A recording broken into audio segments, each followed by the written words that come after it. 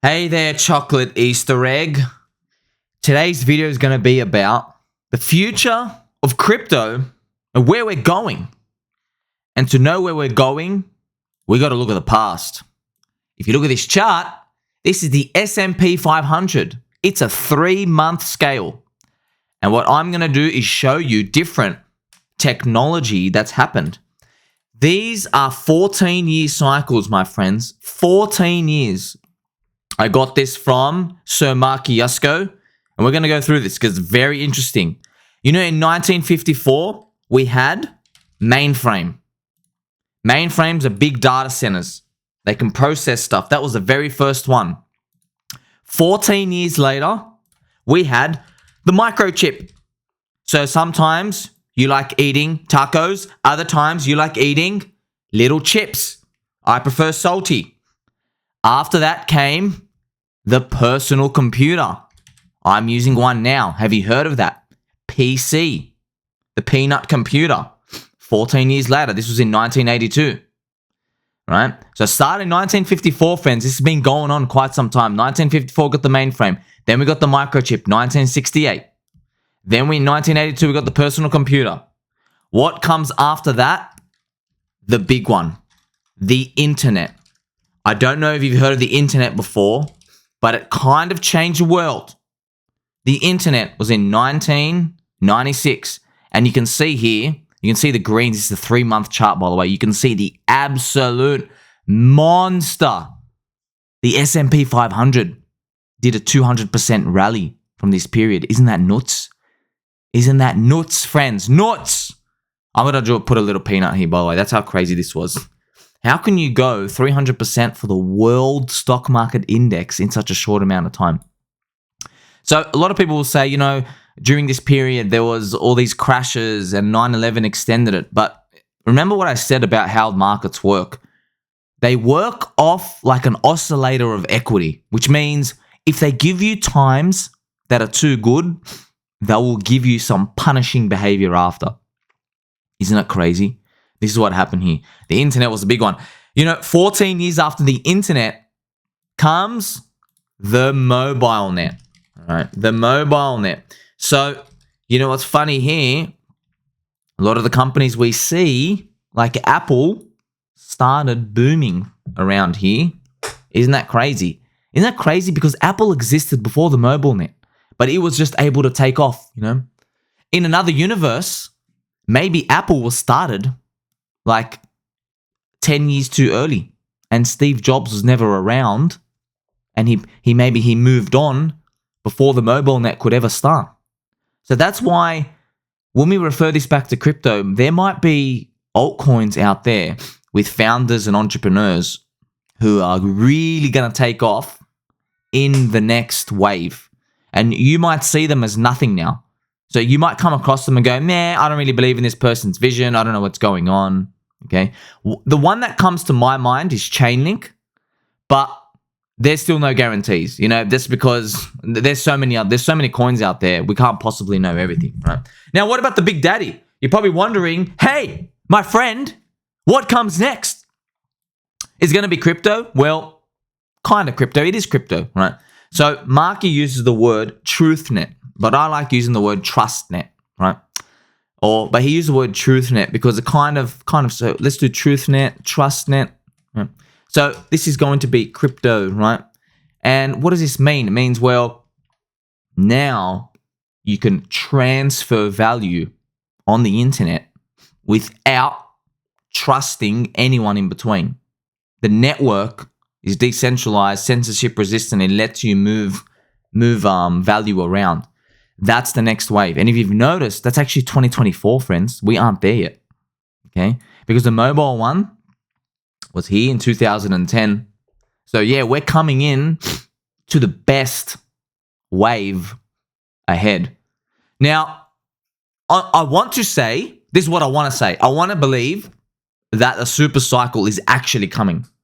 I want to believe that. And if you look back in the past, friends, you can actually see it. You know what I mean? Like, look at this. You can see little circles here. Look at this little circle, right? The mainframe, the microchip went sideways. The personal computer went absolutely bonkers. See, the personal computer built into the internet. Okay. And then the mobile net, who knows, man? Maybe the mobile net was the first wave because, everybody's going to be transferring crypto and NFTs and all these things on their phones. Maybe this one goes nuts.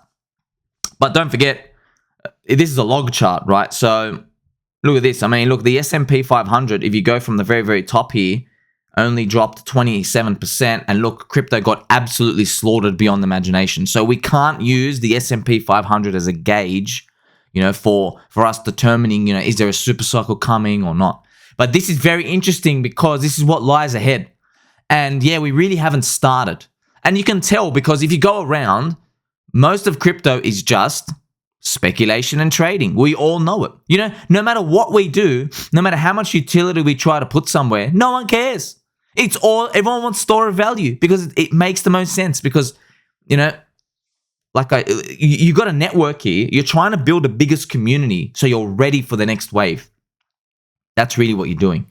And on the surface, a lot of people think it's a Ponzi, makes no sense. But to me, it makes complete sense because whichever coin, whichever altcoin, crypto, whoever has the biggest community, they will get the most value by the market. Why? Because when the next TruthNet, TrustNet, whenever the next waves start being implemented into companies in the S&P 500 and pushing society forward, when that comes on, everyone is on a level playing field because the cost of switching is like zero because you're going through the internet. So if the cost of switching is zero, you want to be in the crypto communities that have a religion, that they are called a Ponzi, that they are called a cult, that people think they're absolutely mentally deranged. You want them to be sticky. There are some countries on earth, maybe they don't have the best political system, maybe not everything's perfect, but it's very sticky there. For example, Australia. In Australia, everyone wants to come hang out with us. Everyone. We've got a lot of land. We're rich in resources. We've got amazing weather. But, sometimes the political part, they're like, yeah, I don't really like what I see on TV. But, you know me, I don't really care about any of this political affiliation stuff. But I know the rest of the world sees it. But, man, the immigration is still super strong. Everyone wants to flood in. Okay, so people just don't want to move here. They're like, I can't be bothered moving. So a lot of these aspects can be applied to crypto if you look for them in the right way. And this is what our job is going to be. So everyone thinks they've already solved it with Bitcoin. But let me take you back, friends. So I want you to think about this whole cycle. Now, you would probably say to me, hey, if I was a genetically engineered extraterrestrial alien being and I was punting, wouldn't it be cool if you bought a company from like back here, right? Wouldn't it be cool? That's what you would say, microchip, mainframe. The company called IBM. What do you think the IBM chart looks like? You probably think it goes up to the right. Have a look at it now. This is the international business. Look at this. Right? You think, oh, wow, that's cool. It looks cool on a linear chart. Friends, please keep your pants on. If you bought this in 1969, you're only up 8.5x. This is up 750% since 1969. That is absolutely nuts. And what's even more disappointing is, look at this. It actually, you were down from 1970 to 1993, you were going down. And then you had the biggest super cycle of all. So this is IBM, friends. This is a perfect example to show you not everything is clear cut. We're in the right industry. We're not guaranteed to kill it, but we've increased the probability of our success now that we know this. Because the crypto industry is still small, right? Now, I can easily show you that there are other killers, friends, You can look, I don't like using the Microsoft example because you're looking at the absolute unicorn. Like, what is God's creation here? Like, wow, what did you do? Like that first wave, friends, 520x, but I don't like looking at that. All right, you pick the one that took over the world, right? And are you going to look at this? But remember, these are 3-month candles. 3 months. So yeah, I would have never gotten in to this for like 15 years. Would you? The biggest pullback was 30% here and then 20%. So it's not so easy. I know it's stocks and they don't go down with the whole market like crypto does naturally in the business cycle of every 4 years, but it's something to think about, you know? Now, Apple, you know, yeah, hey, Apple took over the world. That's really great. But I mean, look, friends, this is not so easy because this is starting from 2000. So you're looking at this chart when the first part, Apple did not take over the world yet. Apple started taking over the world and the chart represented that 500x. 500x. And look at the biggest retracement. This one's deep, 60%. But look at this, man. Like, it's nuts. That's why I know it hurts to say this, but when you see a minus 90% in crypto, you should be frothing at the mouth and buying. You are not going to get this. I need you to understand this with me. Not only are they manipulating the fiat Ponzi system to stop capitulation turning into a depression and anger phase, the government always stops capitulation phase. You know the Wall Street cheat sheet? I've done many videos on this. I'm going to show you. So the Wall Street cheat sheet, you go, oh yeah, euphoria, complacency, anxiety, denial, capitulation, anger, right? The government never lets this part happen. They always print money and instead you do this bounce. That's what happens in the stock market. That's why everybody's just waiting for a capitulation and then waiting for everything to turn. But this is, look how tough it is, friends. You're buying the winner here. It's really tough, man. So what comes next for crypto? Well, I've put a 3-month chart for the total crypto market cap. And look how little candles have formed. Like, that's why I'm stressing to you. We have to make it to 2030. We got to make it here, man. You got to make it here. I don't know if crypto is going to be 10 trillion or 100 trillion. I'm just telling you. What? By the way, this upper line here, this is the S&P 500. Sorry, this is the total world equity market cap right now. Total world. That's how big, that's how tiny it is. And look, this line here is gold. Okay, this is where gold is. So I can even write this here. Gold market cap equals, 10, let's just do 11 trill, whatever it is. That's the first place to be. So I knew when I saw crypto and I came in, I'm like, oh, wow. If we get in super aggressive now and we have a concentrated bet and we beat everyone else, then we are already swimming and laughing and we got our fluffy slippers on and we're eating bananas. We are laughing at that point when we just match gold. Because I promise you this, the next wave after that, you're going to have to take over the stock market. You need more money. So if we draw this imaginary line and we're like, woohoo, we got to gold's market cap. We got to 10 trillion. And obviously, don't knock this. This is a 10x on the total crypto. So that means most likely Bitcoin has hit anywhere from 80,000 to 150,000. Ethereum has hit anywhere from 8,000 to 18,000 in that wave. Okay. And if they've done like a 6x or 5 to 6x from here, that means there are other altcoins, layer ones, they went like 20x, 30x, 40x. There are going to be many other coins, different industries booming, gone 100x. We have a chance in this wave to make it. Okay. But when we finally get here, when we get here and we travel up here and we're like, oh no, what's happening? Well, you can't be a believer of, oh, we're as good as gold, because your return is only like a 2x, in the next bear market. If you're lucky, you're not going to get anywhere there. You have to believe in the narrative of we're going to take over the stock market. You have to believe in that. So notice I have not told you it will happen, because I do believe it will happen. But I'm just letting you, I'm thinking about the game in the future. So this is why it's important. Many people say, hey, crypto's asymmetric. You only need 2% of your portfolio or 5%. Many people speak like that. And I say that's bullocks.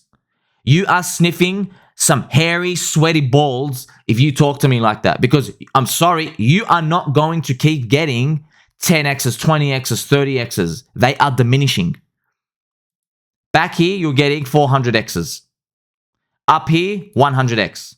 Now, 30x. I'm just praying in the next cycle, we suffered so much damage here that it doesn't diminish that much. And what I mean by that is, if you go back, what I mean by that is the top of 2017 cycle to the top of our scam cycle was about a 4x. 300% is 4x. So if you do that same number again, 4x gets you to 13 trillion, right? Here, 12 to 13 trillion. That's why I've put it down a bit. Let's do like a 3x, right? Instead of a 4x. You drop it down, it's about 9 to 10 trillion, okay? It's funny. I just need you to know this, friends. The fact that your friend, Somi, have spent 18 hours a day and looking at all the fundamentals and telling you, yeah, you could just literally get this squiggly line on the chart and just kind of estimate it, and it guides you more than anything else. The fact that I can still say that to you means we're still early, because you can't do this like look at the previous cycle and do an extension on it. You can't do that on the S&P 500. It doesn't work. It's too efficient. There are too many scamming money printer, IMF handed out, JP Morgan guys with money out there, and the market is way too efficient, and they bribe the politicians to save the stock market.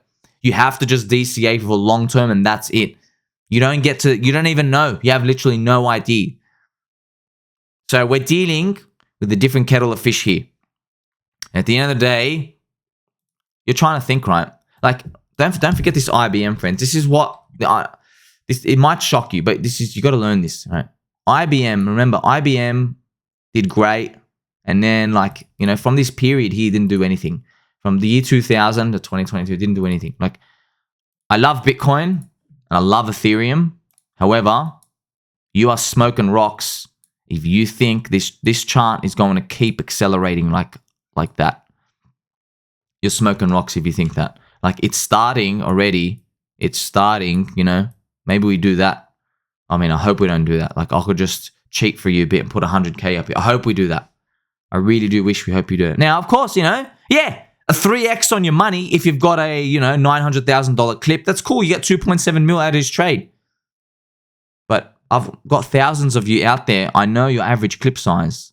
Most are below 30,000.